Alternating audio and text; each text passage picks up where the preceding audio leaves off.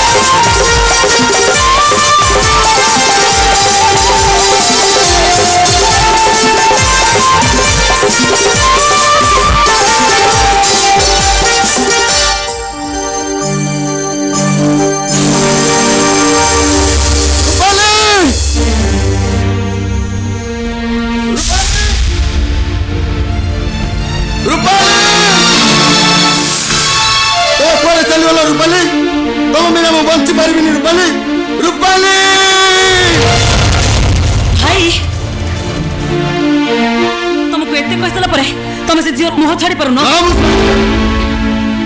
कारण ना को ना सहित जोड़ी देवा सहज होता है हेले काटी देवा भारी कष्ट होता है चेष्टा करो सब कुछ संभव हो पारिबो मु केमिति केइटा मुहूर्त आलोक को भूली गली हाँ तू भूली जाई पारू कारण सेटा गोटे चरित्र हैना सेटा को आजीवन जेल नले फांसी आइ जीवो हेले मो रचना साधारण मानवी नुह साक्षात लक्ष्मी और लक्ष्मी ना मु बंची पारिबिनी रूपाली देख भाई तो भलो पाइबा कत से आदित्य राय जानिबे तो बंचीबाटा से पूरा मुश्किल कर देबे से आदित्य राय को मु जेतिकी जानिछि हाँ से आलोक केस विषय तू तो भल भाव जानी जाइथिबु तेणु मो कथा मान से बात तू ओहरी आस आदित्य राय तो जय बोली ग्रहण कर देबे एइटा मध्य असंभव रूपाली पाए दिने सब संभव हो बाबा हां रूपाली सहित जदि मो बाहाघरटा ठीक हो जाए ताले आमे राताराती परिचय बदल जाओ बापा रूपाली गोटे सुना अंडा दिया कुकुड़ा देखा मंगल कर किंतु दुस्वप्न अमंगल कारण बाबा बाबा ठीक कथा कहते आदित्य राय को मुझे स्टडी करी दरकार पड़े से जीवन को सारा जीवन अविवाहित रखिदेवे तो सहित से केवे बाहागर करेनि से आदित्य राय सहित मोर की संपर्क ना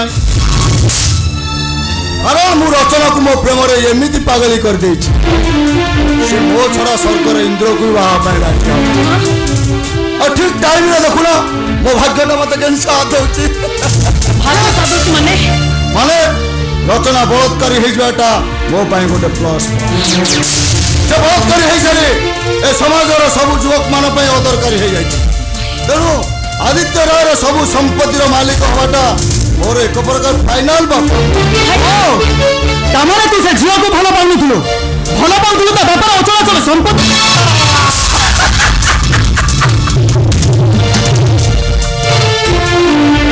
पल्लव हवार संपूर्ण सुजोगटा मो कबाट को ठक ठक करबा को आसिलानी बाप बड़ा बड़ा बिगड़ी हुई लड़के फोन करिथिला केतबेले आश्चर्य कला भली खबरटा एठी नहीं आसी पहुंचो हेले मु किंतु शेर बापा जे मते बाहर खबरटा नहीं एठी निश्चित आसी पहुंचो बापा रूपाली तमे जे मते टिके सहायता करो ना आमे पूरा माला माल हो जबा हां पारिबिनी मु केबे भी पारिबिनी बापा बापा बापा मु तो सेमिति किछु कहउनी म से झेटाटी पहुंचिया मात्रे तमे तो एमिति स्नेह ममतारे बांधी देबो जे से जेंते घरटा को स्वर्ग बोली माने करबो बस तो काम सरला संपत्ति रे तोर लोभ होताई पारे हेले मोर नुहे अन्याय को तुके बंचा मु केबे भी पसंद करेनी मते टिके साहाय्य मु तो बड़ होता बोलानी गोटे कार टे किन दमी चोरी करछु हैला अरे का तो सामान्य तू जदि मते सुनार पति पकाऊ खाली मु कहबी ना माने ना मते सरल निरिया जीरो जीवनटा नष्ट करी केबे भी बड़ होइबार इच्छा करेनी आपण मते साहाय्य करिवेनी ना ना ना आउ तुम न जाऊ केमती हां करो जीव से कायदाटा मते बेस भाई तमरे तू बाबा को धमक दउचो हां तांको जो मो प्लान प्रोग्राम सब नष्ट हो जो मुना भाई अनाने बाटे बाटे गोरा तो भांगी देबे अरे वाह सिद्ध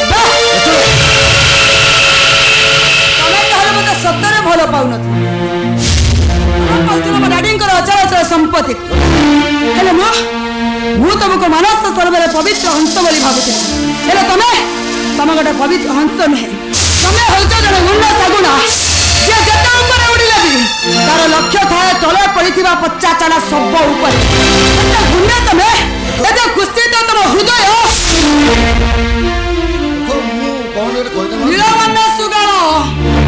नीलमना सुगालटा बेसी समय सिंह ही रही पारे रासी तमे आज धरा पड़ी जाई परे मु तुम ऊपर जेतिके गुणा करनी बेसी घृणा करेছে मो निज ऊपर आ एइट पाई मो घृणा करेছে जे तुम भली काच खंड ऊपर भरोसा करी मोर बहुमूल्य समय को नष्ट करने संगे संगे जड़े ମୁଁ ଆଜି ଅପଦେବତା ସଜେଇ ଦେଲି। ଏ ରଚନା ଏ ହେ ଭଗବାନ, ମୁଁ କଣ କଲି? କାହା କଥା କହୁଛ? ସେଭଳି ମହତ ମଣିଷର ନାଁ ଶୁଣିବା ତମ ଭଳି ଅମଣିଷର ନାହିଁ। ତମେ ଆଜି ମତେ ବର୍ବାଦ କରିଦେଇଛ, ବର୍ବାଦ କରିଦେଇଛ। ଆଉ ସେଥିପାଇଁ ମୁଁ ଦି ହାତ ଟେକି ଦେଇ କହୁଛି, ହେ ଈଶ୍ୱର,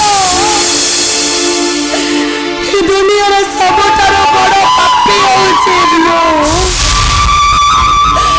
ସବୁଠାରୁ ବଡ଼ ପାପ ମୁଁ କରିଛି। ମୋ ପାପ ପାଇଁ ମତେ ଦଣ୍ଡ ନୁହେଁ, ବରଂ ଅଭିଶାପ ଦିଅ। ଜାଳି ପୋଡ଼ି ପାଉଁଶ କରିଦିଅ ମୋର ଅବଶିଷ୍ଟ ଜୀବନ। ମୋ ଭଳି ଗୋଟେ କଳଙ୍କିনী ଏ ଦୁନିଆରେ ବଞ୍ଚି ରହିବା କୌଣସି ଅଧିକାର ନାହିଁ। ମୋ ଆଖି ଦିନ ଫୁଟାଇ ଦେଇ ତମେ ମତେ ଅଞ୍ଜଳି କରିଦିଅ ଈଶ୍ୱର, ତମେ ମତେ ଆଜି ଅଞ୍ଜଳି କରିଦିଅ।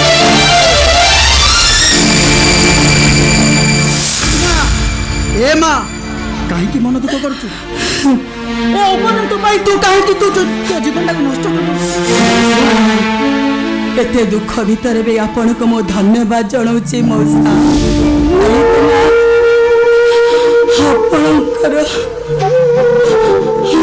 ଆପଣଙ୍କ ମଣିଷ ପଡ଼ିଆ ହେଇ ମତେ ଠିକ ରାସ୍ତା ଦେଇଛି।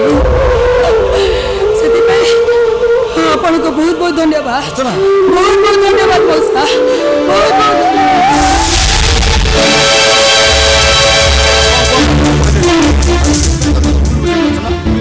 ମୋ ହାତ ଛାଡ଼ କହୁଛି ମଣିଷ।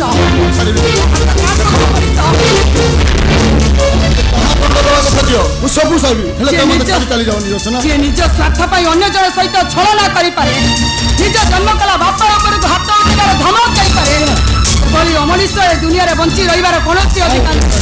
ମୁଁ ହାତ ଛାଡ଼ କହୁଛି।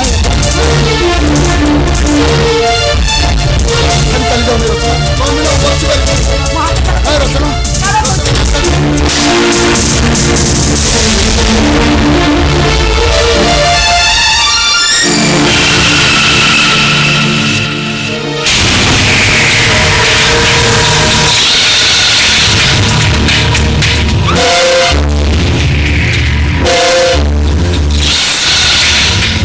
ବାପ ଝିଅ ମିଶି ମୋ ସ୍ୱପ୍ନଟାକୁ ଭାଙ୍ଗି ମତେ ଭିକାରୀ କରିଦେଲେ ନା, ଭିକାରୀ କରିଦେଲେ ନା ମତେ। ସେଇଟା ହଉଛି ତମ କର୍ମଫଳ। এই স্বপ্ন করে তুমি যদি ଆଉ କିଛି ବାଟ ଆଗକୁ ଯାଇଥାନ୍ତ ତାହେଲେ ବହୁତ ପସ୍ତେଇଥାନ୍ତ ଭାଇ।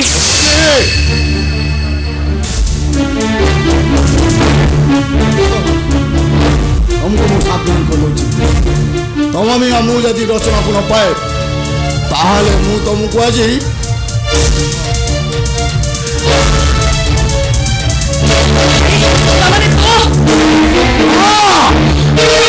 ଯାହା ବୁଝିଛୁ ଠିକ ବୁଝିଛୁ। ମୁଁ ଅସିତ ନୁହେଁ, ମୁଁ ଔରଙ୍ଗଜେବ।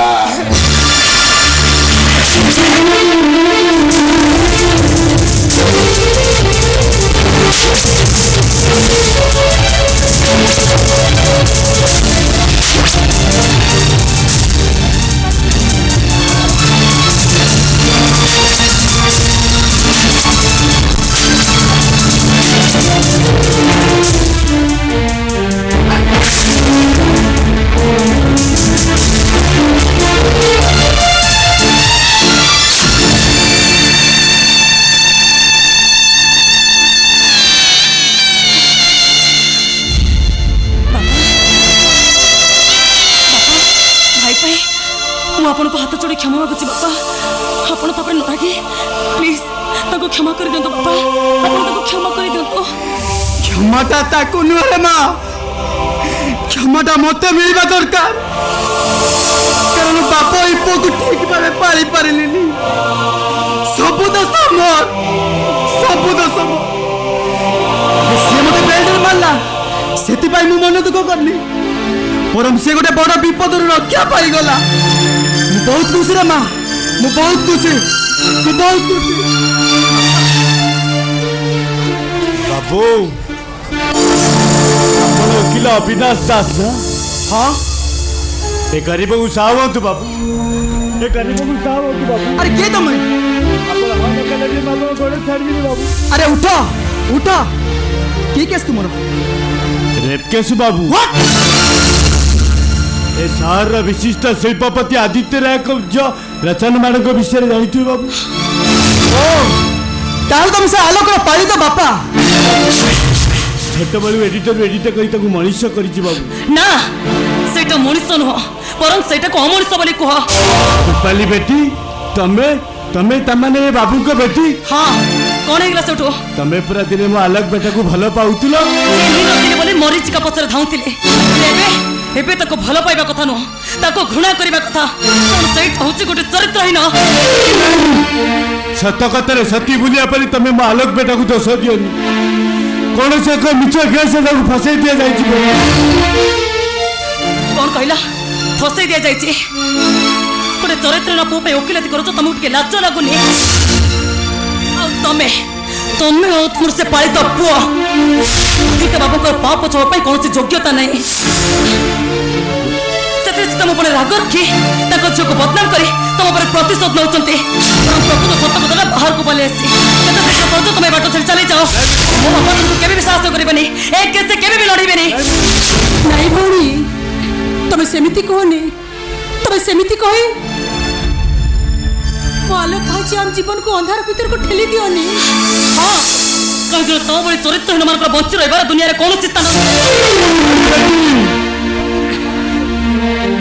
ତମେ ଦିନେ ମୋ ଆଲୋକ ବେଟାକୁ ଶାଦି କରି ମୋ ଘରକୁ ବୋହୂ ହୋଇ ଆସିଥାନ୍ତ ମତେ ଶ୍ୱଶୁର ବାପରେ ମୁଣ୍ଡିଆ ମାରିଥାନ୍ତ ହେଲେ ମୁଁ ଆଜି ସମଗ୍ର ମତ ବଦଳି ଦେଇ କହୁଛି ମୁଁ ଆପଣଙ୍କ ଗୋଡ଼ ତଳେ ପଡ଼ୁଛି ମୋ ବେଟିକି ସାହାଯ୍ୟ କର ମୋ ବେଟାକୁ ସାହାଯ୍ୟ ବନ୍ଦ କର ସେ ଫାସ୍ ବନ୍ଦ କର କହୁଛି ଚୁପଚାପ ଏଠୁ ପଳେଇ ଯା କାରଣ ତୋ ଅଭିନୟ ମୂଲ୍ୟ ମୋ ପାଖରେ କିଛି ବି ନାହିଁ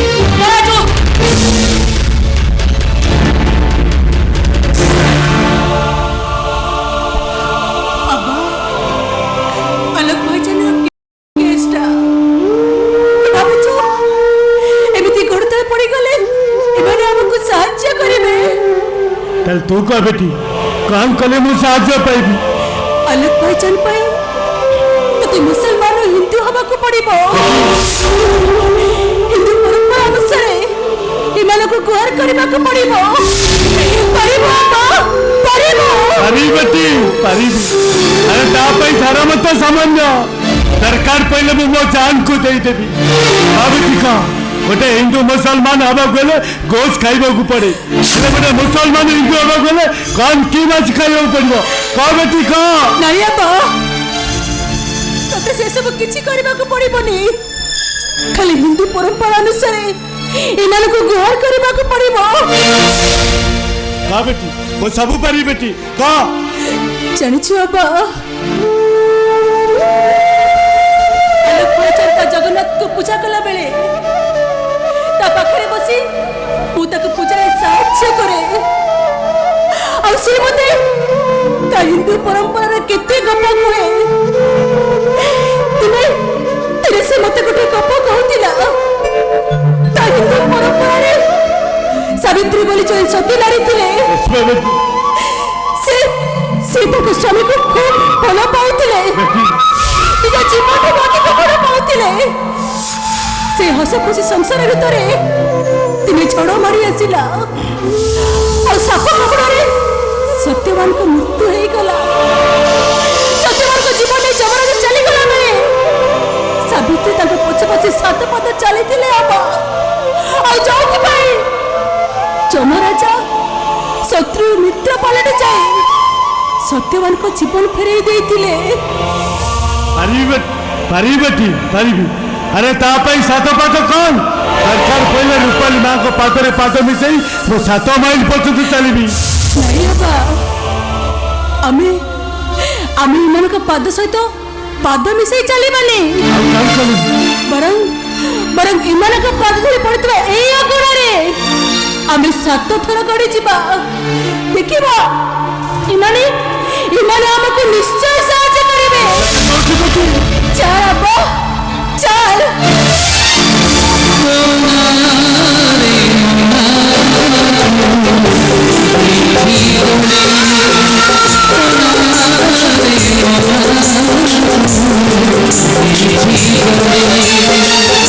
Thank you.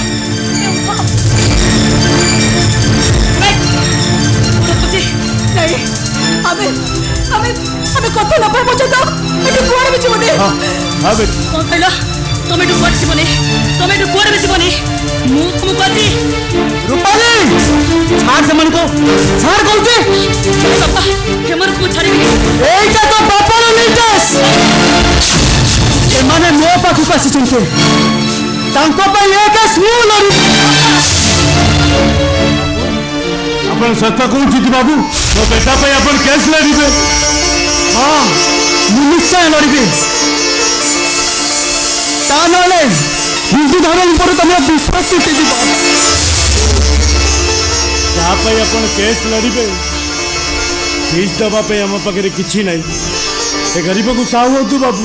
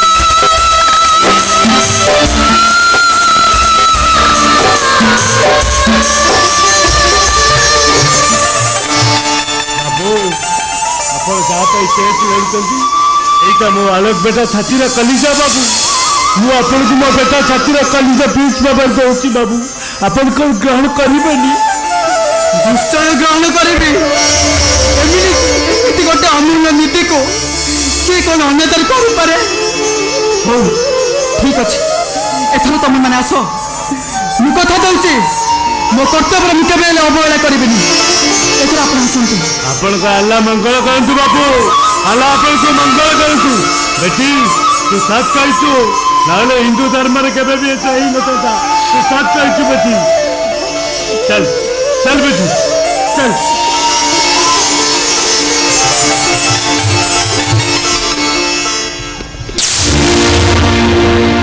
ବାପା ତମନେ ତମନେ ଆପଣଙ୍କୁ ସତରେ କେସ୍ ଲଢ଼ିବେ ହଁ ନିଶ୍ଚୟ କେସ୍ ଲଢ଼ିବି କାହିଁକି ପଚାରୁଛି ଏଇଥିପାଇଁ ପଚାରୁଛି ଯେ କାହିଁକି ନା ଆଦିତ୍ୟ ରାୟଙ୍କ ତରଫରୁ ସେ ଅଲୋକ ପାଇଁ କେସ୍ ଲଢ଼ିବା ପାଇଁ ମୁଁ କଥା ଦେଇ ସାରିଛି ଓ ତାମାନେ ତୁ ମୋ ବିରୁଦ୍ଧରେ କେସ୍ ଲଢ଼ିବା ପାଇଁ ଭୟ କରୁଛୁ ଆପଣ କଣ ଭାବୁଛନ୍ତି ଆପଣ ଏ କେସ୍ରେ ଜିତି ଯିବେ ସେ କଥା ସମୟ କହିବ କାହିଁକି ବାପା କଣ ପାଇଁ ଗୋଟେ ପର ପାଇଁ ନିଜ ଝିଅ ସହିତ ଝଗଡ଼ା କରିବା ପାଇଁ ଆପଣ ଏମିତି ଅଣ୍ଟା ଭିଡ଼ି ଦଉଛନ୍ତି ଶୁଣ ରୂପାଲି ଗୋଟିଏ ଓକିଲ ପାଇଁ ହଉଛି ମହକିଲ ହଉଛି ତାର ଅତି ନିଜର ବାପା ଆଉ ସମସ୍ତେ ପର ବାପା ଶୁଣ ମୁଁ କଥା ଦେଇଛି ମାନେ ମୋ କର୍ତ୍ତବ୍ୟ ମୁଁ କେବେ ହେଲେ ଅହଯାଇ ପାରିବିନି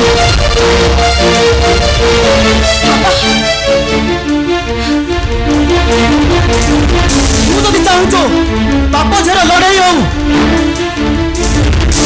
ତାହେଲେ ତୁ ଏ କେସ୍ରୁ ଓହରି ଯା ଆଉ ଯଦି ଓହରି ନ ପାରୁଛୁ ତାହେଲେ କେସ୍ ପାଇଁ ଲଢ଼େଇ ରହ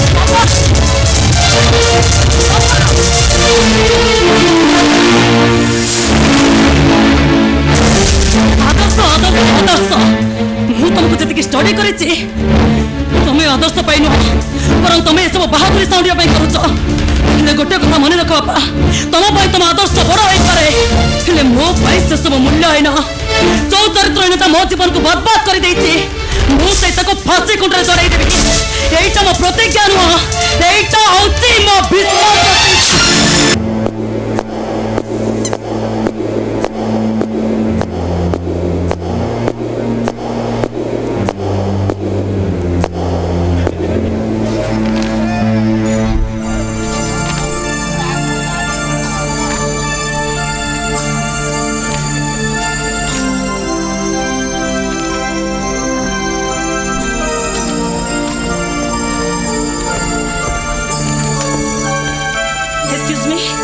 Excuse me? ମୁଁ ହେଉଛି ଆଦିତ୍ୟ ରାୟଙ୍କ ଆଡଭୋକେଟ୍ ରୂପାଲି ଦାସ ଆଲୋକ ବାବୁଙ୍କ ସହିତ ମୋତେ ନିରୋଳ ଦୀପଦ କଥା ହେବାର ଥିଲା କାହିଁକି ଗୋଟେ ଅମଣିଷ ସହିତ କଥା ହେବେ ତା ଛଡ଼ା ଆପଣ ତ ତାଙ୍କ ବିଷୟରେ କେସ୍ ଲଢ଼ିବେ ତା ସହିତ କଥା ହେଇ ଲାଭ କ'ଣ ଲାଭ କ୍ଷେତ୍ର ହିସାବ ଆପଣଙ୍କ ଅପେକ୍ଷା ମୁଁ ବେଶ ଭଲ ଭାବରେ ଜାଣିଛି ଅଫିସର। ଠିକ୍ ଅଛି ମୁଁ ତାହେଲେ ଭିତରୁ ପଠାଇ ଦେଉଛି ଆପଣ କଥା ହେଇ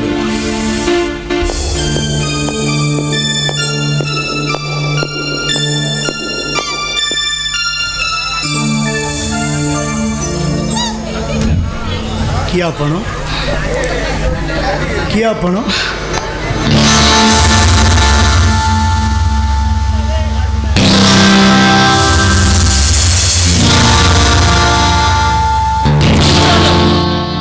ତାମାନେ ତମେ ମୋ ବିରୁଦ୍ଧରେ କେସ୍ ଲଢୁଛ ହଁ ତମେ କ'ଣ ଭାବିଥିଲ ମୁଁ ତୁମକୁ ମୁକୁଳିବା ପାଇଁ କେସ୍ ଲଢ଼ିଥାନ୍ତି? ତାମାନେ ତମେ ମତେ ଫାଶୀ କୁଣ୍ଟରେ ଝୁଲାଇ ଦେବ ମୁଁ ଖାଲି ତମ ପାଇଁ ବିରୁଦ୍ଧରେ କେସ୍ ଲଢ଼ୁନି ଆଉ ଗୋଟେ କଥା ଶୁଣିଲେ ବହୁତ ଖୁସି ହବ ତମ ସପକ୍ଷରେ କେସ୍ ଲଢ଼ୁ ତମ ବାପାଙ୍କ ସହିତ ମୁଁ ବର୍ତ୍ତମାନ ଚ୍ୟାଲେଞ୍ଜ କରି ଆସିଛି ଆଉ କେସ୍ଟା ଜିତିବି ମୁଁ। ରୂପାଲି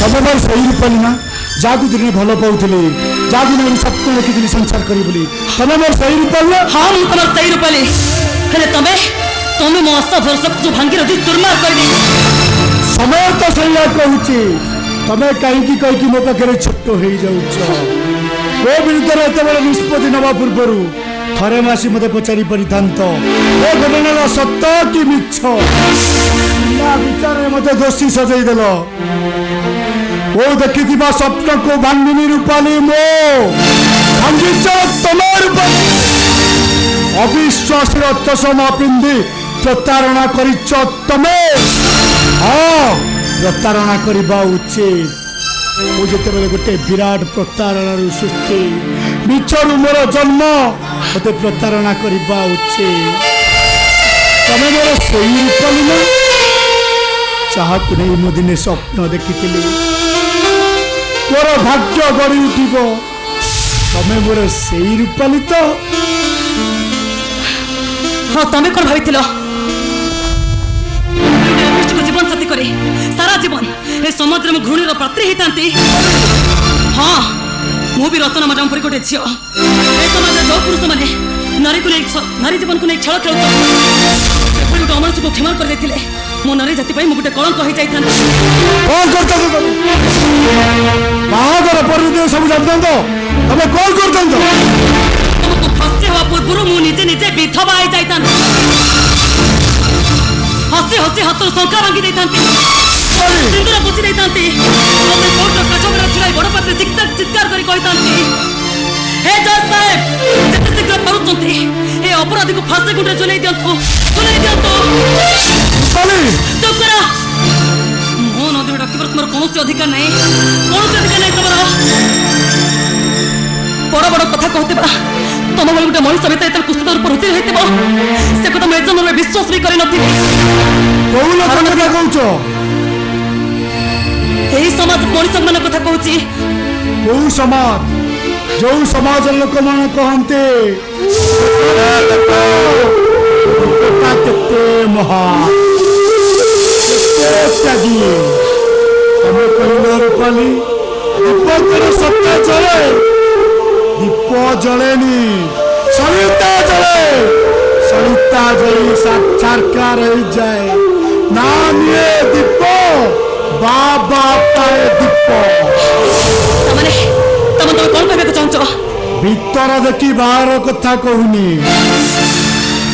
ମୁଁ ତ ମତେ ଘୃଣା କର ଅଭିଶାପ ଦିଅ ହେଲେ ଏମିତି କାମ କରନି ଭବିଷ୍ୟତରେ ଯେମିତି ନିଜ ପାଖରେ ନିଜ ଛୋଟ ହେଇଯିବ ମୁଁ ତମ କର୍ମ ପାଇଁ ଭଗବାନଙ୍କ ପାଖରେ କ୍ଷମା ମାଗି ନେବି ହେଲେ ତମେ ମତେ କ୍ଷମା ମାଗିଲା ପୂର୍ବରୁ ମୁଁ ଆଉ ଏ ଦୁନିଆରେ ନଥିବି। ଠିକ୍ କହିଛୁ ତୁ କାହିଁକି ନା ତୁ ଆଉ ବେଶୀ ଦିନ ବଞ୍ଚିବୁନି ତୋର ସ୍ୱର୍ଗ ଯାତ୍ରା ବ୍ୟବସ୍ଥା ମୁଁ କହିସାରିଛି ଦେଖନ୍ତୁ ମିଷ୍ଟର ଆଉ କିଛି କେବେ ଦରକାର ନାହିଁ ଦିନେ ଏଇ ଅମଣିଷଟାକୁ ଆପଣ ଭଲ ପାଉଥିଲେ ବାହା ହେବାକୁ ନିଷ୍ପତ୍ତି ନେଇଥିଲେ ହଁ କିନ୍ତୁ ଆଜି ମୁଁ ଏ ବିରୁଦ୍ଧରେ କେସ୍ ଲଢ଼ି ଏହାକୁ ଫାଶୀ ଖୁଣ୍ଟରେ ଝୁଲେଇ ଦେବି। ମୁଁ ଆପଣଙ୍କୁ ଧନ୍ୟବାଦ ଦେଉଛି ଆପଣ ଭଳି ନାରୀମାନେ ଆପଣ ଭଳି ନାରୀମାନେ ଏମିତି ହୁଅନ୍ତେ ତାହେଲେ ସମାଜଟା ବଦଳି ଯାଆନ୍ତା। ଦେଖନ୍ତୁ ମୁଁ କ'ଣ କହୁଥିଲି କି ଆପଣ କ'ଣ କହିବେ ବୋଲି କହୁଥିଲେ ପରା କିଛି ଚିନ୍ତା ନ କରି କୁହନ୍ତୁ। ମୁଁ ଆପଣଙ୍କୁ ଗୋଟେ ପ୍ରସ୍ତାବ ଦେବାକୁ ଚାହୁଁଛି। କୁହନ୍ତୁ, କିଛି ଚିନ୍ତା ନ କରି କୁହନ୍ତୁ ଆପଣ କ'ଣ କହିବାକୁ ଚାହୁଁଛନ୍ତି। ଆପଣଙ୍କ ନିର୍ଭୀକ ଗୁଣ ପାଇଁ ମୁଁ ଆପଣଙ୍କ ଉପରେ ବହୁତ ଇମ୍ପ୍ରେସ୍। ଗଲେ ମୁଁ ଆପଣଙ୍କୁ ଜୀବନ ସାଥୀ କରିବାକୁ ଚାହେଁ, ବାହାବାକୁ ଚାହେଁ। ରାଜି ତ? ନାଇଁ ମାନେ ମୁଁ ପରେ ତାମାନେ? କହିବି।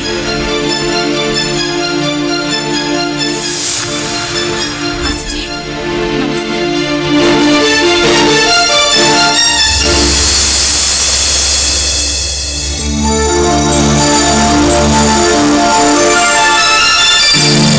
ନାଇଁ ସାର୍, ଆପଣ ସେ ଭୁଲ କରନ୍ତୁନି।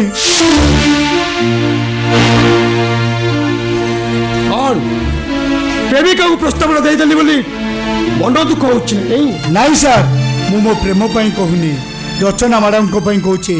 ରଚନା ମ୍ୟାଡ଼ାମ ଖୁବ୍ ଭଲ ଝିଅ, ଆପଣ ତାଙ୍କୁ ବିବାହ କରନ୍ତୁ। ତାଙ୍କ ପରି ଝିଅ ଏ ଦୁନିଆରେ ଆଉ ଆପଣ ପାଇବେନି।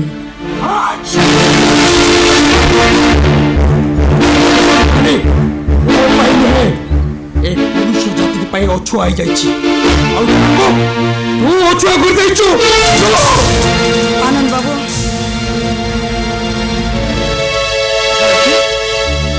ଆସିଛି ମୋ ଜୀବନର କିଛି ହିସାବ ନିକାଶ କରିବା ପାଇଁ। ନାଇଁ ଆନନ୍ଦ ବାବୁ, ଆପଣ ଯେଉଁ ଶାସ୍ତି ଦେବେ, ଆପଣଙ୍କ ଆଇନ ଯେଉଁ ଶାସ୍ତି ଦେବ, ସେଥିରେ କେବେ ବି ମୋ ମନ ବୁଝିବନି। ମୁଁ ଏଇଟାକୁ ମୋ ନିଜ ହାତରେ ଶାସ୍ତି ଦେବି। ମୋ ମନ ଭିତରେ ଜଳୁଥିବା ନିଆଁକୁ ମୁଁ ଲିଭେଇ ଦେବି। କ'ଣ ପାଇଁ ଚାହୁଁଛ? ଠିକ ଅଛି, ଧରନ୍ତେ ବାଡ଼ି ମନ ଇଚ୍ଛା ପିଟନ୍ତୁ। ମୁଁ ଆପଣଙ୍କ ସାମ୍ନାରେ ଠିଆଇଛି, ମନ ଇଚ୍ଛା ପିଟନ୍ତୁ। ନାଇଁ ଆପଣଙ୍କ ଆଖି ସାମ୍ନାରେ ଆକୁ ବାଡ଼େଇଲେ ଠିକ୍ ହେବନି। ଯେତେ ଯାହା ହେଲେ ବି ସିଏ ଆପଣଙ୍କ କଷ୍ଟିର ଭିତରେ ଅଛି। ଆକୁ ମୁଁ ମାଡ଼ ଦେଲେ ଆପଣ ସହିପାରିବେନି। ଭରସା ରଖନ୍ତୁ, ମୋର ଏମିତି କିଛି କ୍ଷତି କରିବିନି ଯେଉଁଥିପାଇଁ ଆପଣଙ୍କ ଚାକିରି ଉପରେ ଆଞ୍ଚ ଆସିବ। ଠିକ ଅଛି, এইটা যেমিতি নিরଳରେ ମୋ ଇଜ୍ଜତକୁ ନଷ୍ଟ କରିଦେଇଛି, ଠିକ୍ ସେମିତି ଆ ପାଖରୁ ମୁଁ ପ୍ରତିଶୋଧ ନେବି। ଠିକ ଅଛି, ଆପଣଙ୍କ ଯଦି ନିରଳୟ ପ୍ରତିଶୋଧ ନେବାର ଅଛି ତାହେଲେ ନିଅନ୍ତୁ। କାହିଁକି ନା ଥାନାରେ ଆଜି ଶେଷ ଦିନ, କାଲି ଏଇଟାକୁ ମୁଁ କୋର୍ଟ ଫେରାର କରିବି।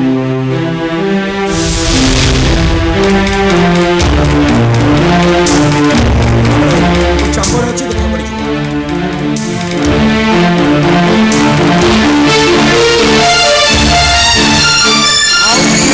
କାହିଁକି ମ୍ୟାଡ଼ାମ ହେଲା ମତେ ଆସ ଆରେ ପିଟ ମତେ। ମୁଁ ଆଜି ତମକୁ ବାଡ଼େଇ ବାଡ଼େଇ ତମ ପିଠରୁ ଚମଡ଼ା ଉତାରି ଦେବି। ଆସ ପିଟର ପିଟି ପିଟି ତା ପାପକୁ ଧୋଇ ଦିଅ। ଆସ ମ୍ୟାଡ଼ାମ, ଆସ ପିଟ ମତେ। ବାଡ଼େଇବି ମୁଁ ତମକୁ।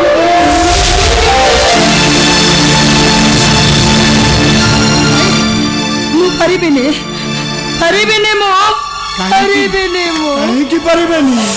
କାହିଁକି ନା ମୁଁ ଯଦି ତମକୁ ବାଡ଼େଇବି ତାହେଲେ ପୂଜା କରିବି କାହାକୁ?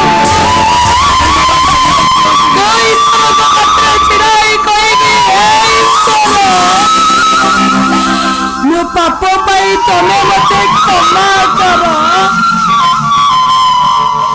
ଏ ବାଡ଼ିରେ ମୁଁ ତମକୁ ନୁହେଁ, ତମେ ମତେ ବାଡ଼େଇବା କଥା। ପାପ ତମେ କରିନ, ପାପ ମୁଁ କରିଛି। ତମେ ମୋ ଜୀବନକୁ ନଷ୍ଟ କରିନ, ବରଂ ମୁଁ ତମ ଜୀବନକୁ ନଷ୍ଟ କରିଦେଇଛି। ସେଥିପାଇଁ ତମେ ମତେ କ୍ଷମା କରି।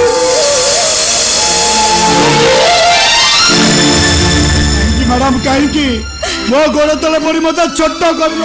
ଛୋଟ ହେଲେ ହିଁ ମୋ ପାପର ପ୍ରାୟଶ୍ଚିତ ମିଳିବ। ସେଦିନ ଛୋଟିଆ କଥାରେ ଖେଳି ତମ ଭଳି ଦେବତାକୁ ମୁଁ ଅପଦେବତା ସଜେଇ ଦେଇଛି। ସେଥିପାଇଁ ତମେ ମତେ କ୍ଷମା କରିଦିଅ। ନାଇଁ ମ୍ୟାଡାମ ନାଇଁ, ତମେ ମୋ ପାଇଁ ଦେବି। ତମେ ଯଦି ସେଦିନ ଟଙ୍କା ନ ଯାଇଥାନ୍ତ ତାହେଲେ ମୋ ଭଉଣୀଟା କଣ ତା ଶାଶୁ ଘର ଯାଇଥାନ୍ତା, ମୋ ଭଉଣୀଟା ମରି ଯାଇଥାନ୍ତା, ମୋ ପରିବାରର ଅଭାବ ଅନଟନ ମେଣ୍ଟି ନଥାନ୍ତା।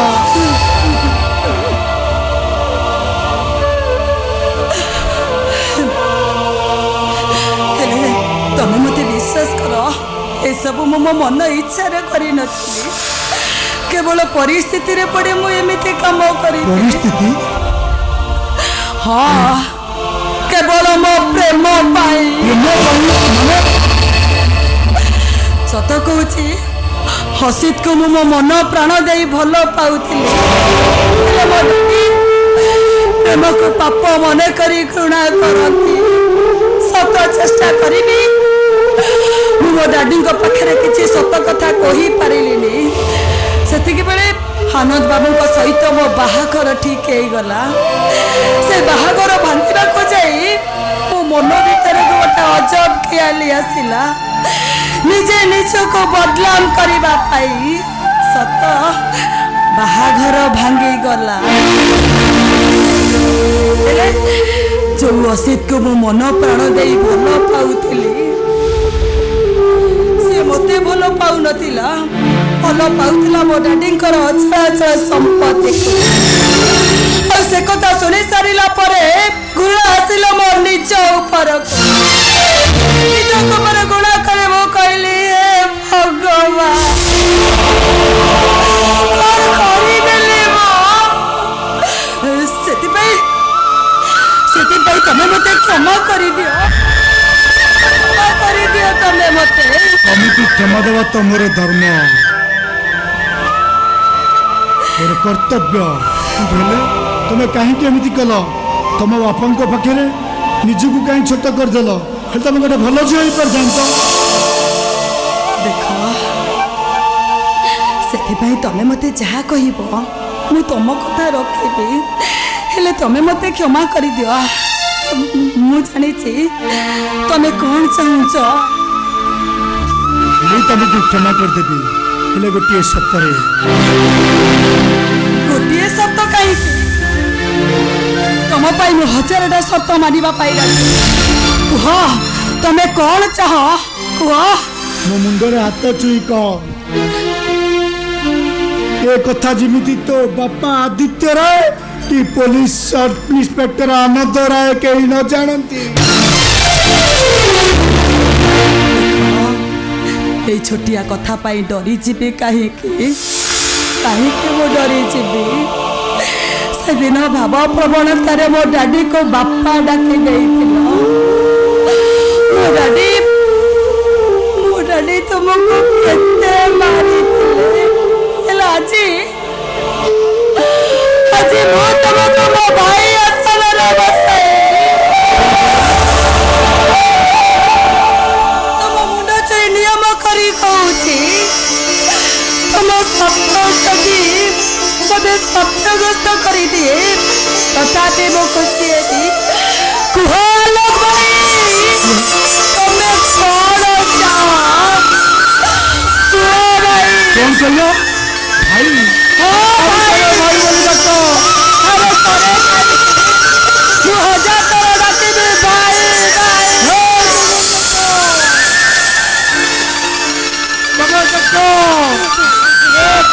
ଆଜି ଏକା ମୁଁ ନୁହଁ, ମୋ ସାଥିରେ ମୋ ଭଉଣୀ ଅଛି। ହଁ ଭାଇ, ଏ ଦୁନିଆ ଯାହା କହୁ ପଛେ ଆଜିଠାରୁ ତମେ ମୋ ଭାଇ। କୁହ, ତମ ସର୍ତ୍ତ କ'ଣ? କୁହ, ତମେ ଏଇଆ ଚାହୁଁଛ ନା ଏସବୁ କଥା ମୋ ଡ୍ୟାଡିଙ୍କୁ କି ପୋଲିସକୁ କି ରୂପାଲିକୁ କାହାରିକୁ କହିବିନି? ଏଡ଼େ ବୋକା ତମେ, ବୋକା କାଳିଦାସ ପରି ଯୋଉ ଡାଳରେ ବସୁଛ ସେ ଡାଳକୁ ଆଣିବା ପାଇବା ଚାହୁଁଛ।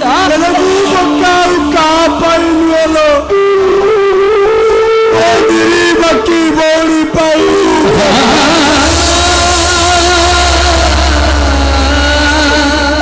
ସେଥିପାଇଁ ତତେ ଫାଶୀ ହେଇଯିବ।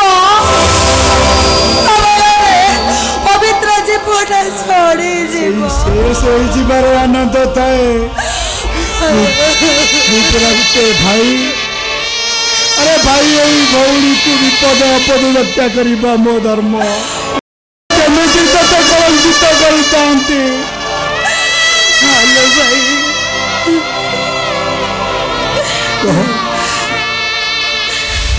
ହ୍ୟାଲୋ ଭାଇ ତମେ ସେମିତି କୁହନି। ତମେ ସେମିତି କହିଲେ ମୁଁ ସତରେ ତମ ପାଖରେ ଦୋଷୀ ହେଇଯିବି। ନାଇଁ ମୋ ଭଉଣୀ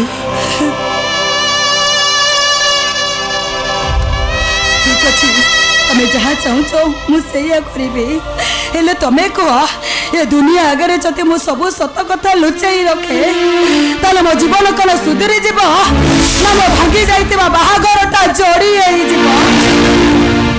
କୁହ ଯୋଡ଼ି ହେଇଯିବ ମୋ ବାହାଘରଟା? ହେଲେ ଆରେ ତୁ ମୋ ଭଉଣୀ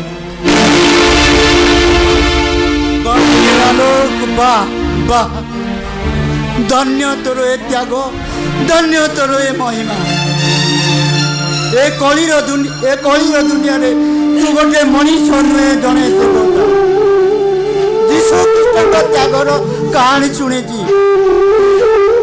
समय बंधा हिंदू मानकर पाप पाई बरं मुक्ति पाई ईश्वर पाखे प्रार्थना करते। हे ईश्वर तमें मन क्षमा कर दिया प्रभु, तमें मन क्षमा कर दिया।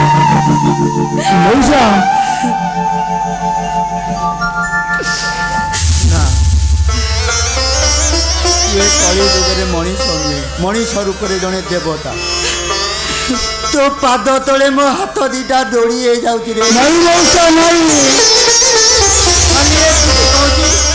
तो ना सहित मो ना टाकू जोड़ी देव।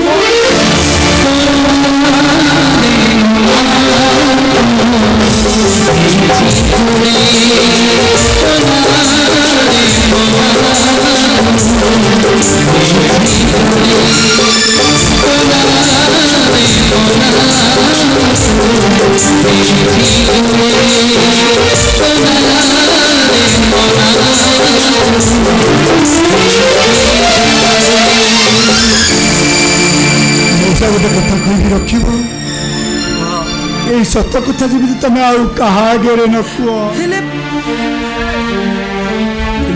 कौन। अरे कहीं तोर एत दीदी तुम सेमती कहनी मौसा जीवन जीवन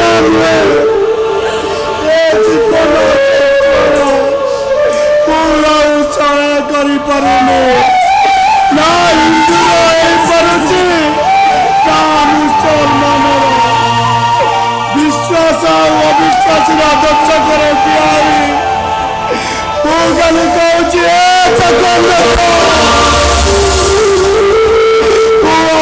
बची ना तो चाहूँगी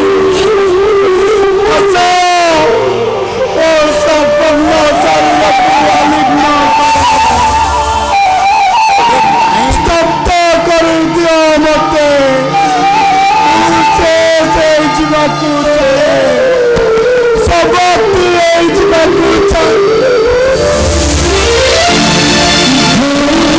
सब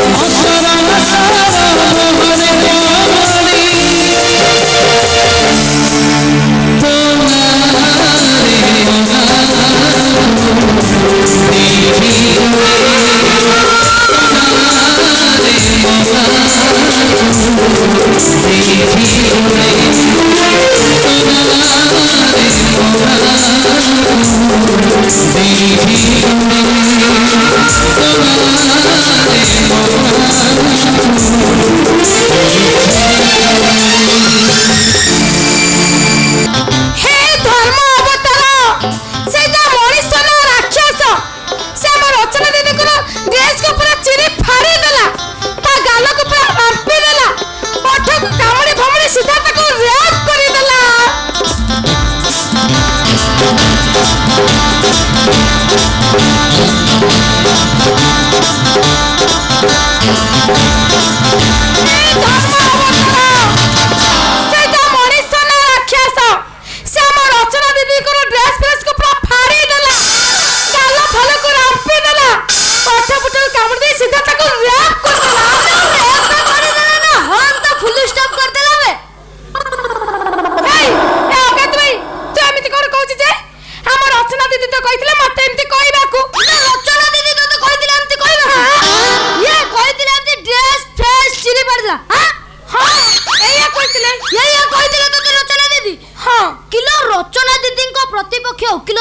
पचारिबो ये ड्रेस तो चिरिला ये ड्रेस पुरी कोन ये सही प्रश्न उत्तर तू कोन दबु ड्रेस फेस माने ता तोटा आ माने ये ता माने फेस अर्थ तू जानिचु माने सब जानिछि बुझिलु ड्रेस फेस माने ता तोटा गालो माने गालो ओठ माने फोटो आ फोटो माने ता तोटा आ ता तोटा माने ओठ माने ता तळ ये ता तळ माने ये सोना रानू ये तोर की अगाध्य ज्ञान अबे थोड़ी से थोड़ी माने भी तू जानी छु ना हां ये तोर की अगाध्य ज्ञान ये कोन जे ये मते लागुची ये तू एठी का आसीबा पूर्वरु कहा परे कोन तू पूरा घोसी के आसी हां पूरा फटाफट कहि दउछु रचना भलिया सब गाई जीबी बुझिलु ये हां ता माने ये तू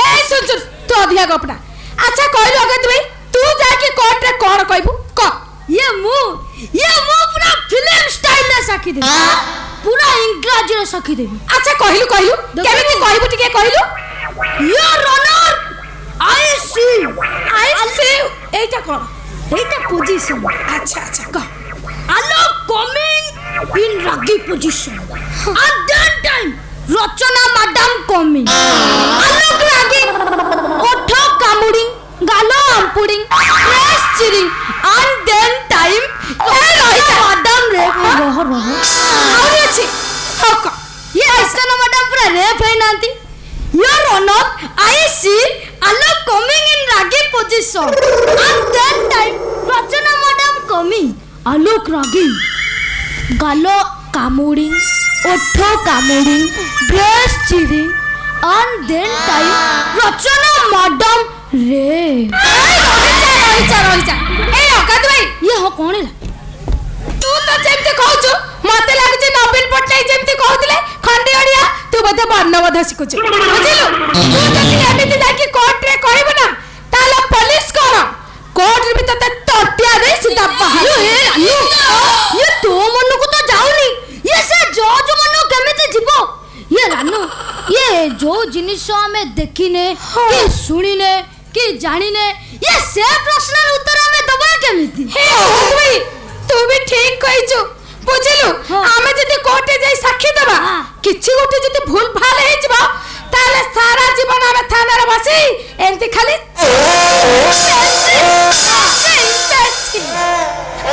बुझिलु हाँ। कोन गुटे करिबा कहलु किछि गोटे चिंता कर किछि उपाय बाहर कर कोन गुटे आमे करिबा कौन करिबा कौन करिबी काहा को करिबी केते बेले करिबी केमिति करिबी कोन मुंह रानू ये मो मुंडरे किछि आइए बसुनी ये तू गोटे किछि कोरो ए अगत भाई ये कोन ला आदित्य बाबू काम करिबा आमे कोर्ट जिबा पूर्वरु सियासे पूर्वरु हमको डाकी नै जिबा पूर्वरु आमे गुटे काम करिबा कोन करिबा आमे कहबा हम देह भलो नै भलो नै आ तते नावा छड़ा मत पुरा नैलो आदित्य बाबू ये सोना पूरा ढोई रे अबे चाल आमे कोन करिबा आदित्य बाबू आके करिबा आदित्य बाबू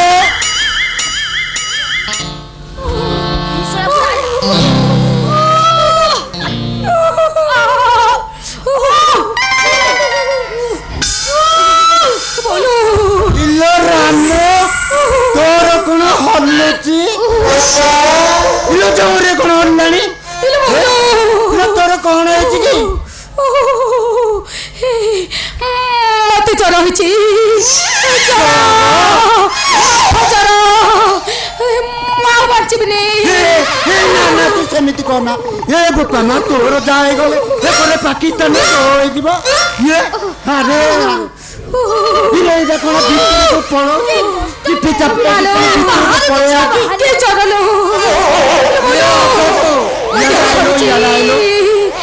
କଣ କରିବି ତୋର କ'ଣ ହେଇଛି କି ମଉସା ଏମିତି କ'ଣ ଚିପି ଚାପି ହଉଛୁ ନାଳ ଝାଡା ନାଳ ଝାଡ଼ା ହଁ ଇରେ ତାକୁ ଜ୍ୱର ତତେ ଝାଡ଼ା ପୁରା ପୁରା ଆଇଲୁ ଆଇଲୁ ତୋର ତାପମାତ୍ରା କେତେ ଅଛି ମୁଁ ଦେଖ ଅଗଦ ଭାଇ ମତେ ସେଇଟା କ'ଣ ଜ୍ୱର ମାପିବା ଯନ୍ତ୍ର ଆବେ! ଛାତିରେ ହାତ ଲଗେଇ ଦେଇ କହୁଛ ମୁଁ ଜ୍ୱର ମାପିବି ମୁଁ ଡକ୍ଟର ନା ତୁ ବେ ତମେ ତା କଥା କାଇଁ ଶୁଣିଛ କହିଲ ତମେ ଶୀଘ୍ର ମୋର ମାପ ମୋର ସବୁ ମାପ ଶୀଘ୍ର ସାକ୍ଷୀ ଦେବି ଆରେ ମାପ ନା ନା ତମକୁ ଆଉ ଔଷଧ କାମ ଦେବନି ଜଣା ପଇଲାଣି ଆଉ ହଉ ଇଞ୍ଜେକ୍ସନ ଦେବା ଇଞ୍ଜେକ୍ସନ ଦେବା लो मालू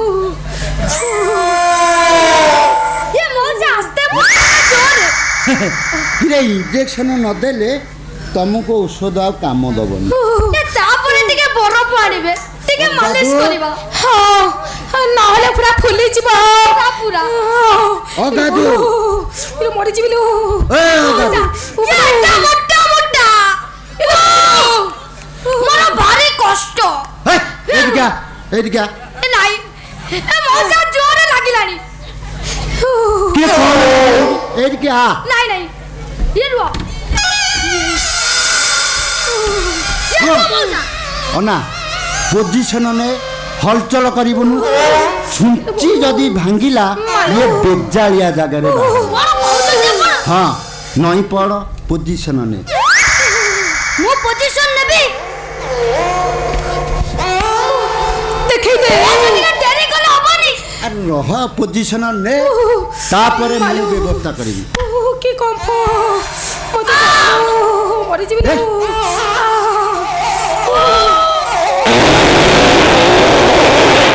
ବୋପା ଛଡ଼ା କି ଗନ୍ଧ ବେ ଆରେ ପଚରା ଶୁଖୁଆ ନା କୁକୁଡ଼ା ଟିଉଟାର ଖାଇକି ଆଇଛି ଇଏ ନାଇଁ ବା ମଉସା ଇଏ?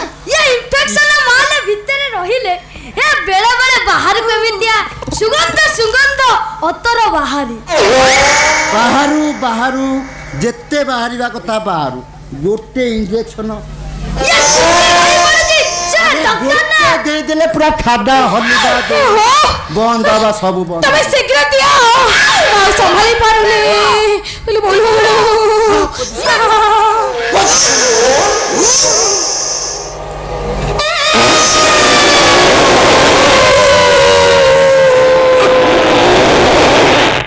ଶୁଣା କି ଗନ୍ଧ ବେ ଆରେ ମାଲେ ବାହାର କରିଦେଲୁ ଛୁଞ୍ଚିଟା ଅଛି ରେ ଛୁଞ୍ଚିଟା ଅଛି ରେ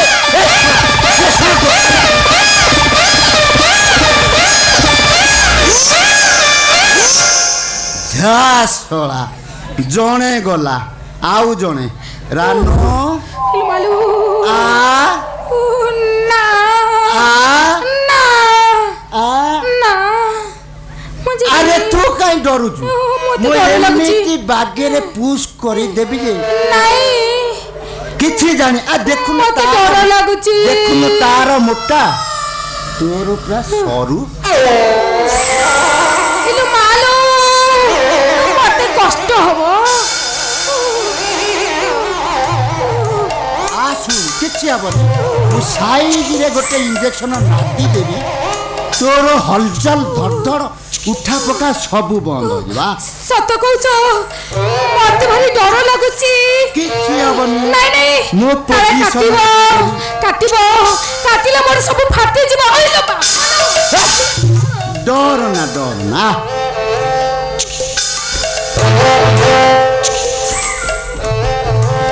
ହଲଚଲ ହବନି ହଲଚଲ ଜମା ହବନି ଯଦି ବେଜାଳିଆ ଜାଗାରେ ବାହାରିଲା ନା ଇଏ ଆଉ କାମ ଦବନି ନଈ ପଡ଼ ପୋଜିସନ ନେ काटिबो अरे नहीं मु साइज रे पुश कर दे किलो बोलो। डायरेक्ट नाच देवी ठीक ओ, शीघ्र दियो।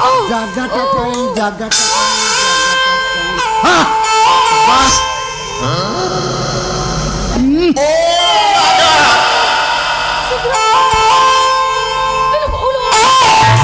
अरे ଡର ଲାଗୁଛି ଏମିତି କଣ ଛଳା ଡର ନାଗୁଛି ମୁଁ ପୁsh କରିନି କାଳେ ଜମା କଣ ହେଇଯିବ? ପୁsh କରିନି ଇଏ କହୁଛି ଭଲ ହେଇଗଲାଣି ଡର ମାରୁଛି ଆରେ ଏଗୁରା, ହଉ। ଠିଆ ହୋ ସିଧା ଠିଆ ହୋ ମୁଁ ପୁsh କରିଦିଏ ପଳେଇବି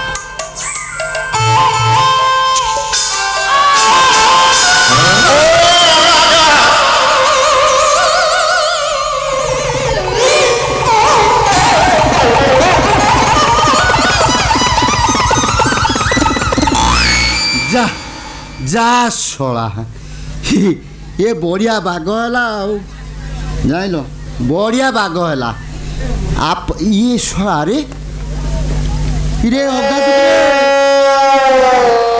अगादू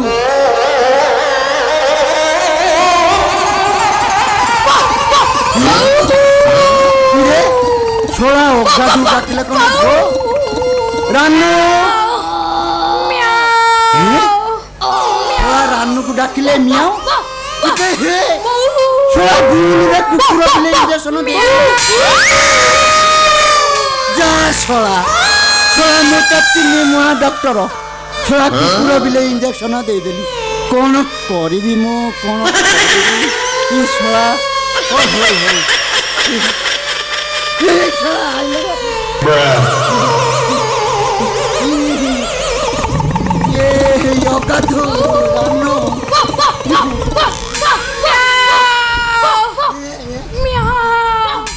अरे अरे सुना सुना मो भूल रे सिना तुमको कुकुर बिले इंजेक्शन दे दे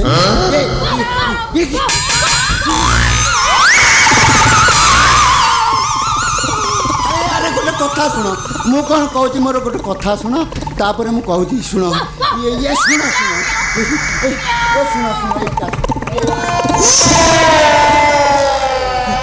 मु सिना भूल रे कुकुर बिले इंजेक्शन दे देली हेले तमे 3 दिन इनका कष्ट पाइब जाओ तोठा तोटा बाड़ी बिल पहाड़ पर्वत जो पारि लव स्टोरी कर पृथ्वी रे गोटे नुआ इतिहास सृष्टि हब कुकुर बिले love story go and enjoy it life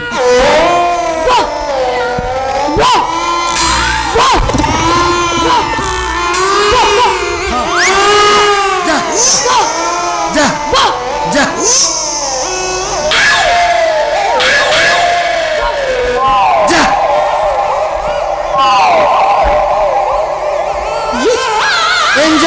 enjoy करो 3 दिन का एंजॉय करो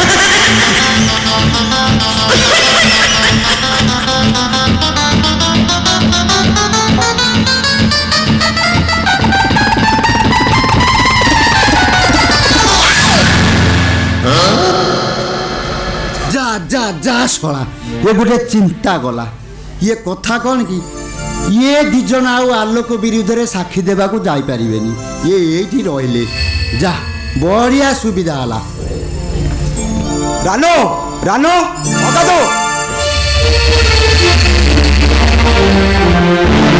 ମୁଁ ଆସି ବସି ଖାଇଲାଣି ବହୁତ ଟାଇମ୍ ହେଇଗଲାଣି କୁଆଡ଼େ ଗଲ ତମ ମାନେ ଆଚ୍ଛା ଅବନି ବାବୁ ତମେ ରାନୁ ଆଉ ଅଗାଧୁକୁ ଦେଖିଛ କି हाँ इनका देखी एटा रानूटा कौन मियाँ मियाँ होता अगाधुटा कौन भो भो होता अगाधुटा कौन चिपी चापी दांडू को जाऊला दांडू घर भर को आउला घर को दांडू को जाऊला एमती हो कौन कथा मेडिकल जाइले कहले कौन जन को जाड़ा जन को ज्वर बोली मेडिकल तो गले ଓ ନନସେନ୍ସ ଗୁଡ଼ା ମୋର ଯିବା ବଦଳରେ ମେଡିକାଲ ଚାଲିଗଲେ और जे गरीब ना ମୁଁ ତ କିଛି କାମ କରୁନି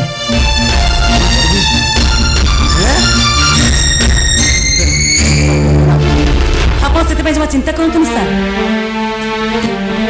ସାକ୍ଷୀ ବ୍ୟବସ୍ଥା ମୁଁ କରିସାରିଛି କାରଣ ମୁଁ ଜାଣିଥିଲି ସେ ଦୁଇଟା ଯାକ କୌଣସି କାମକୁ ନୁହନ୍ତି ମାନେ ତମେ ସାକ୍ଷୀର ବ୍ୟବସ୍ଥା କରିଦେଇଛ ଖାଲି ବ୍ୟବସ୍ଥା କରିନି ସେମାନଙ୍କୁ ସାଙ୍ଗରେ ବି ନେଇ ଆସିଛି ଅମୀର ଅତୁଲ ଅମୀର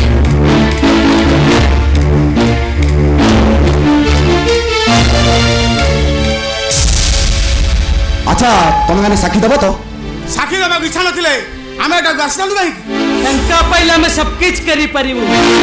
ଆପଣ ଜାଣିଲେ ଖୁସି ହେବେ ସାର୍। এই ଅମିର ହେଉଛି ସେ ଆଲୋକର ମୁସଲମାନ ଭାଇ ଆଉ ଇଏ ହେଉଛି ତାଙ୍କ ଜିଜୁ। ହଁ ହଁ କେ ଖୁସି ନ ହେବେ କେମିତି?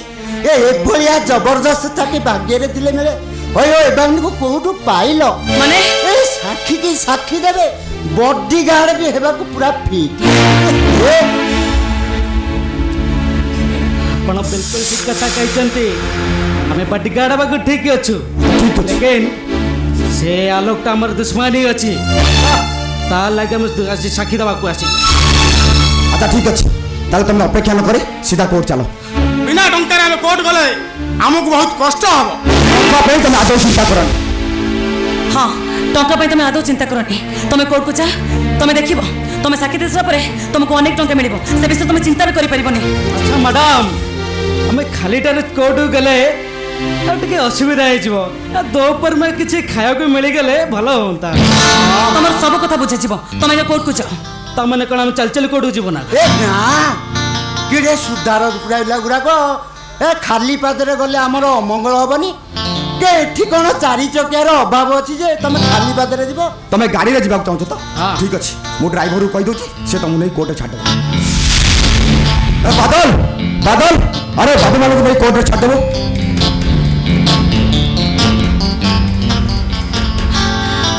ସାର୍ ଆମର ବହୁତ ଲେଟ୍ ହେଉଛି। ଆମେ ତମକୁ କୋର୍ଟରେ ଅପେକ୍ଷା କରିଥିବେ। ଚାଲନ୍ତୁ ଆମେ ଯିବା, ଆପଣମାନେ ଯାଆନ୍ତୁ। ସେଥିରେ କୌଣସି ତ୍ରୁଟି ନ ରୂପାଲି, ସେ ଆଲୋକଟା କେମିତି ଦୋଷୀ ହବ ସେଇଟା ମୋର ହବା ଦରକାର। ଜାଣି ନା ନା ସେ ସେ କଥାରେ ଆପଣ ମୁଣ୍ଡ ପୁରାନ୍ତିନି। କେସ୍ଟାକୁ କିଛି ସମାଧାନ କରିଦିଅନ୍ତୁ। ନା ଏଇଟା ଧର୍ମ ନୁହଁ, ବରଂ ଏଇଟା ହେଉଛି ଅଧର୍ମ। ଆଉ ଅଧର୍ମର ବିନାଶ ହେବା ଦରକାର। ତାମାନେ କ'ଣ କହିବାକୁ ଚାହୁଁଛ କହିବ?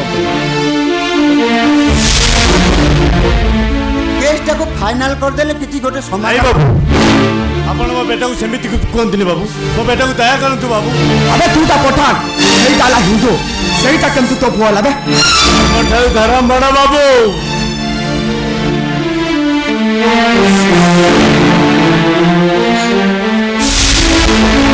ବାପାର ଅଧିକାର ନେଇ ଚିନ୍ତା କରନ୍ତୁ ବାବୁ। ଦେଖିବେ ମୋ ବେଟା ପ୍ରତି ଆପଣଙ୍କର ଜରୁର ଦୟା ଆସିବ। ମୁଁ ବି ବଳାତ୍କାର ଶିକାର ହେଇଥିବା ଗୋଟେ ଝିଅର ବାପ। ଓ ପୁଅ ପ୍ରତି ଦୟା ଆସିବ ତ? ସମାଧାନ ହେଇଯାଇଥିବା କଥାଟାକୁ ସମାଧାନ ନ କରି ଯଦି ଜଟିଳ କରିଦେବେ, ଦୁଇ ପକ୍ଷର କ୍ଷତି ହବ, ଗୋଟିଏ ପକ୍ଷର ନୁହେଁ। ତାମାନେ କ'ଣ କହିବାକୁ ଚାହୁଁଛ ତମେ?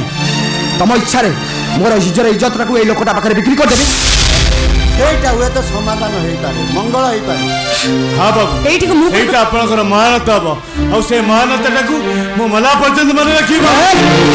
ଗରମ କନ୍ୟା କହୁଛୁ, ଗରମ କନ୍ୟା କହୁଛୁ। ବାବୁ, ଆପଣ ସିନା କୋଉ ରାଗ ନେଇ ମୋ ବେଟାଟାକୁ ଦୋଷୀ ସଜେଇ ଦେଲେ, ହେଲେ ଆପଣ କ'ଣ ଆପଣଙ୍କ ବେଟିର ଇଜ୍ଜତ ଫେରି ପାଇବେ?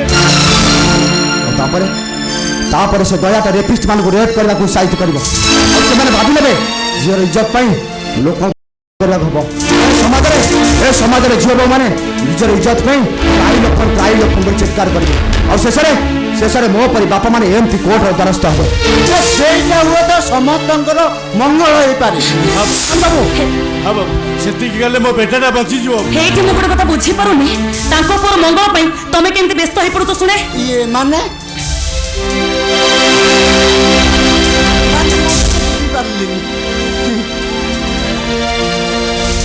ଦେଖନ୍ତୁ ଆପଣ ଆନନ୍ଦଙ୍କର ମାମୁ ବୋଲି ମୋ ପର୍ଯ୍ୟନ୍ତ କିଛି ନ କରି ଚୁପଚାପ ଛିଡା ହେଉଛି।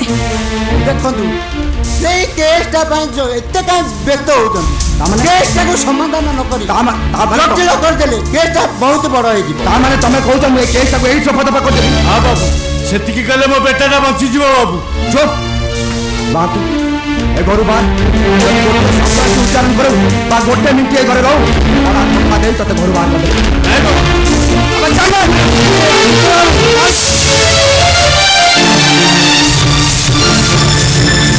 ଈଶ୍ୱର ତମର ଇଏ କି ବିଚାର?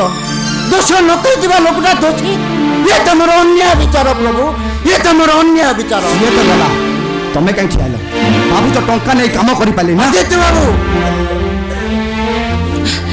ଦେଖନ୍ତୁ ସାର୍, ଦେଖନ୍ତୁ ଟଙ୍କା ଦେଇ ସମସ୍ତଙ୍କୁ କିଣା ହୁଏ, ଏ କଥା ବି ଆପଣ ମନେ ରଖିବା।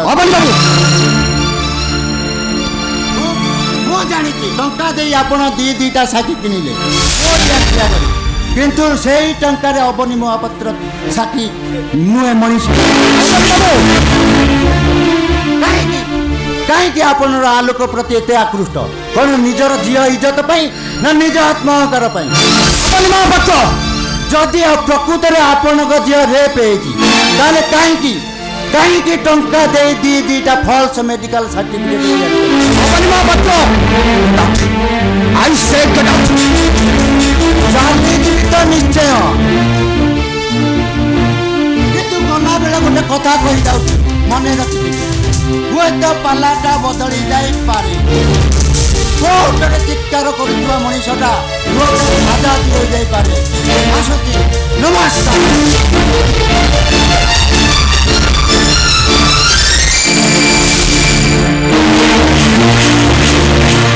ଅବନୀ ମହାପାତ୍ର ସହିତ କେମିତି ମୁକାବିଲା ହବ? ଖାଲି ଏ କେସ୍ଟା ମୁଁ ଜିତି ସାର। ଦେଖନ୍ତୁ ସାର୍, ମୁଁ କ'ଣ କହୁଥିଲି କି ଆମର କୋର୍ଟ ପାଇଁ ଲେଟ୍ ହେଉଛି। ଆପଣ ରଚନା ମ୍ୟାଡ଼ାମ୍ ଡାକନ୍ତୁ, ଆମେ ଶୀଘ୍ର ବାହାରି ଯିବା। ରଚନା, ଆରେ ଶୀଘ୍ର ବାହାରିଆ, କୋର୍ଟ ଟାଇମ୍ ହେଇଗଲାଣି। ଆଉ ସେ ଅବନୀ ମହାପାତ୍ର ସହିତ କେମିତି ମୁକାବିଲା ହବ ତା ବ୍ୟବସ୍ଥା ମୁଁ କରିବି।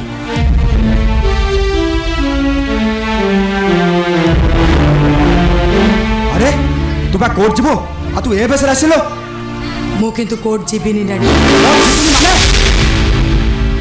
ତୋ ମୁଣ୍ଡ କ'ଣ ଖରାପ ହେଇଗଲାଣି? ତୁ କହୁଛୁ କୋର୍ଟ ଯିବୁନୁ? ଏ କେସ୍ରେ ମୁଁ ଅନେକ ଲୋକଠୁ ଅନେକ କଥା ଶୁଣି ସାରିଲି, ଆଉ ପଛରେ ତୁ କହୁଛୁ କୋର୍ଟ ଯିବୁନି? ଆପଣ ଏଇ କ'ଣ କହୁଛନ୍ତି ମ୍ୟାଡ଼ାମ୍? ଆଜି ଆପଣଙ୍କ କୋର୍ଟରେ କେସ୍ ଅଛି, ଆଉ ପୋଲିସ ମାନେ ସମସ୍ତେ ପହଞ୍ଚି ସାରିଲେଣି, ସାକ୍ଷୀ ପ୍ରମାଣ ସମସ୍ତେ ପହଞ୍ଚି ସାରିଲେଣି, ଆଉ ଆପଣ କହୁଛନ୍ତି କୋର୍ଟ ଯିବେନି? କାରଣ ଲଜ୍ଜା ପାଇଁ, ନ୍ୟାୟ ପାଇବା ପାଇଁ ମୁଁ ମୋ ନିଜକୁ ଲଜ୍ଜାର ସମତଳ ଭିତରକୁ ଛାଡ଼ି ପାରିବି। ଏ ଘଟଣା ପରଠୁ ମୁଁ ଯେମିତି ଗୋଟେ ଚିଡ଼ିଆଖାନା ଜୀବ ପାଲଟି ଯାଇଛି। ସମାଜର ନାରୀମାନଙ୍କ ପାଖରେ ମୋ ଆଖି ପାଲଟି ଯାଇଛି। ହଁ, ମୁଁ ଆପଣଙ୍କ ଝିଅ ରଚନା। ମୁଁ ବୁଝିପାରୁନି ତୁ କାହିଁକି କୋର୍ଟ ଯିବୁନି? ଯେତେବେଳେ ମୁଁ ଏ ଘରୁ ବାହାରକୁ ଚାଲିଯାଏ କେହି ବି ମୋତେ ଆଖି ଉଠାଇ ଚାହାନ୍ତିନି। ହେଲେ ଏଇ ଘଟଣା ପରେ ମୁଁ ଯେତେବେଳେ ବାହାରକୁ ଯାଉଛି ସମସ୍ତେ ମୋତେ ବଡ଼ ବଡ଼ ଆଖିରେ ଚାହୁଁଛନ୍ତି, ମୋତେ ଦେଖିଲେ ହସୁଛନ୍ତି, ଯେମିତି ଯେମିତି ମୁଁ ଗୋଟେ ଅଦ୍ଭୁତ ଜୀବ। ସମସ୍ତେ ମୋତେ ହସୁଛନ୍ତି। ମୁଁ କେବଳ ମୋ ପାଇଁ କହୁନି, କହୁଛି ନାରୀମାନଙ୍କ ପାଇଁ। ରଚନା, ଆପଣ ସେଥିପାଇଁ ଆଦୌ ବି ଚିନ୍ତା କରନ୍ତୁନି। ଆପଣଙ୍କୁ ଦେଖିବା ପାଇଁ କାହାକୁ ବି ସୁଯୋଗ ମିଳିବନି। ପୋଲିସ ଆପଣଙ୍କ ପାଖେ ପାଖେ ରହିବ। ସେ ପୋଲିସ ମାନଙ୍କର କ'ଣ ଆଖି ନଥିବ? ସେମିତି ହସ ହସିବା ପାଇଁ ତାଙ୍କ ପାଖରେ ସାହସ ନଥିବ? ମୁଁ ବୁଝିପାରୁନି ତୁ କ'ଣ ପାଇଁ କୋର୍ଟ ଯିବାକୁ ଚାହୁଁଛୁ? ତା ବୋଲି ଆପଣ କ'ଣ କୋର୍ଟ ଯିବେନି? କିଛି ପାଇବାକୁ ହେଲେ କିଛି ହରେଇବାକୁ ପଡ଼ିବ। ଅନ୍ୟକୁ ଚାପୁଡ଼ାଟିଏ ମାରିଲେ ନିଜ ହାତକୁ କଷ୍ଟ ହୁଏ। ଦିଆସିଲିଟା ସିନା ଅନ୍ୟକୁ ଜାଳି ଦିଏ, ହେଲେ ସେ ନିଜେ ଜଳି ଜଳି ଶେଷ ହେଇଯାଏ ଏକଟା ସେ ଜାଣେନି। ତାହେଲେ ତୁ କ'ଣ କହିବାକୁ ଚାହୁଁଛୁ? ମୁଁ ଟିକେ ନ୍ୟାୟ ପାଇଁ, ନିଜ ପାଇଁ ଗୁଡ଼ାଏ ଲାଞ୍ଚନା ବ୍ୟବସ୍ଥା ମୁଁ କରିପାରିବିନି, ଯାଇପାରିବିନି ମୁଁ କୋର୍ଟକୁ। ନାଇଁ, ମୋର ଏ ଆଇନର ବ୍ୟବସ୍ଥାକୁ ମୁଁ ବିରୋଧ କରୁଛି। ରଚନା, ଦେଖନ୍ତୁ ମ୍ୟାଡ଼ାମ୍, এইটা হচ্ছে আমার আইন ব্যবস্থা। আপনার সহ কোণ কেমি অত্যাচার হয়েছে, আপনার সেটা কোর্টে ন কহিলে আপনার বিচার হব কেমিতি, আপনার ন্যায় মিলব কেমিতি? আইনর ব্যবস্থা যেতবেলে মতে সে পচারিবে, কুহ হাসানি সিনা মতে থরে বলৎকার করিছি, হেলে আইনর ব্যবস্থা মতে 10 থর বলৎকার করিব। হাসানি সিনা মতে থরে উপভোগ করিছি, হেলে আইনর ব্যবস্থা মতে অসংযত প্রশ্ন পচারি বিব্রত করিদেব। সে সব কথা মু কিছু শুনানি। তু মো সহিত কোর্ট যাব, এইটা ফাইনাল। তাহলে মু কহিবি আপন আপনার ঝিও পাই ন্যায় চাহুনাহান্তি, নিজ অহংকারকে প্রতিষ্ঠিত করিবাকু।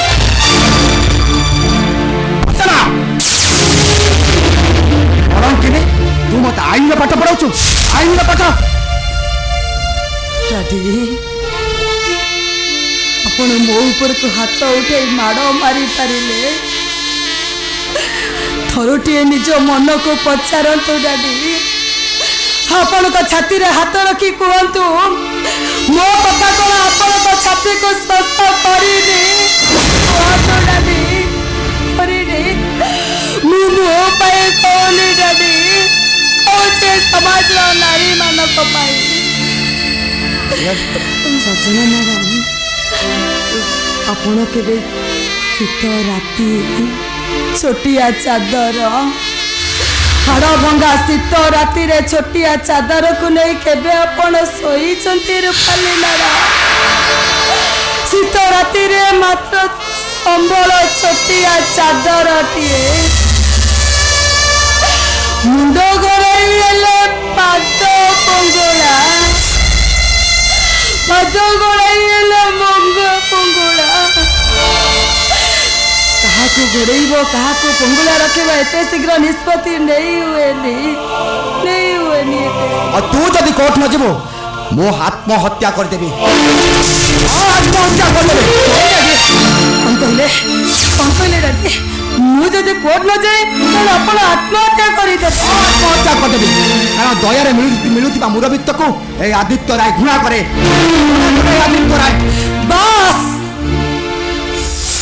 नहीं डाडी मु आपण को मृत्युर कारण हेई पारिबिनी कारण मम्मी मरी जीवा परे आपण मते केते स्नेह ममता देई बढ़ई आसी चंती आज मु केमिति आपण को मरणर कारण हेई छिटी डाडी आपण सिना अति सहज रे आपण को ना सहित जोड़ी हेतिबा मो ना को काटी देबा पाई चाहू हेले मो ईश्वर गो पाख